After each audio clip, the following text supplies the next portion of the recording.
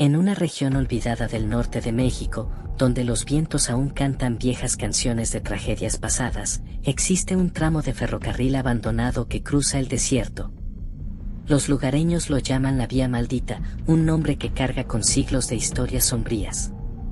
Muchos aseguran que, en las noches más oscuras, el silbato de un tren fantasma rompe el silencio, y quienes se atreven a acercarse nunca regresan. Esta es la historia de Miguel, un joven valiente que, buscando desmentir las leyendas, terminó enfrentando lo que nunca creyó posible. Miguel era un estudiante de historia que había vuelto al pueblo de su infancia para investigar las leyendas locales. Desde pequeño había escuchado a los ancianos hablar de la Vía Maldita, un tramo ferroviario que había quedado en desuso tras un misterioso accidente en 1927. Un tren cargado de pasajeros había descarrilado, matando a casi todos a bordo. Las historias decían que los cuerpos nunca fueron recuperados del todo y que el alma del conductor, apodado Don Octavio, vagaba buscando redención. Decidido a descubrir la verdad, Miguel preparó su equipo de grabación y se adentró en el desierto una noche de luna nueva.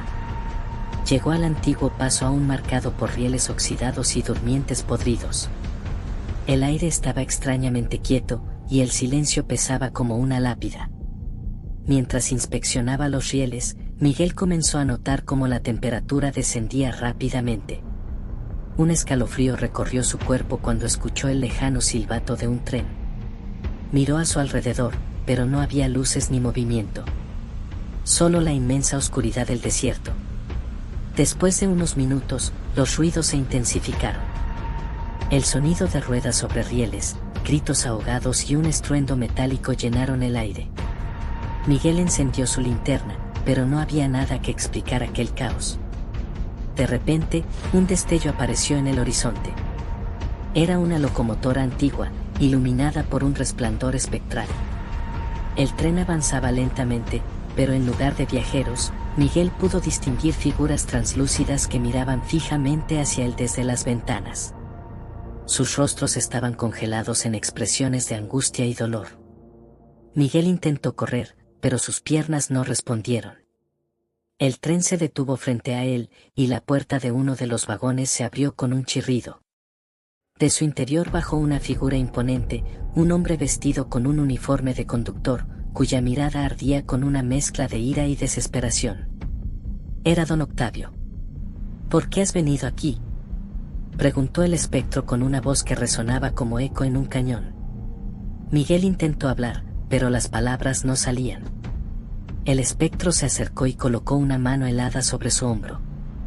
En ese momento, Miguel tuvo una visión: el accidente del tren, los gritos de los pasajeros y el rostro de Don Octavio lleno de culpa. Había intentado frenar el tren, pero algo había saboteado los rieles. Aquella tragedia no fue un accidente, alguien lo había provocado para deshacerse de un pasajero importante. Cuando la visión terminó, Don Octavio lo miró con tristeza. Ahora lo sabes. Devuelve la paz a nuestras almas. El tren desapareció tan rápidamente como había llegado, y Miguel recobró el control de su cuerpo. Corrió sin mirar atrás hasta llegar al pueblo, donde cayó exhausto frente a la iglesia. Los ancianos del lugar lo encontraron al amanecer, murmurando incoherencias sobre el tren y el conductor. Tras recuperarse, Miguel dedicó meses a investigar más sobre el accidente y descubrió pruebas de que un poderoso empresario de la época había ordenado el sabotaje. Gracias a sus hallazgos, los restos de las víctimas fueron finalmente exhumados y enterrados con los debidos honores. Sin embargo, Miguel nunca volvió a ser el mismo. A veces, en sus sueños, aún escucha el silbato lejano de la Vía Maldita, como un recordatorio de que no todas las historias deben ser descubiertas.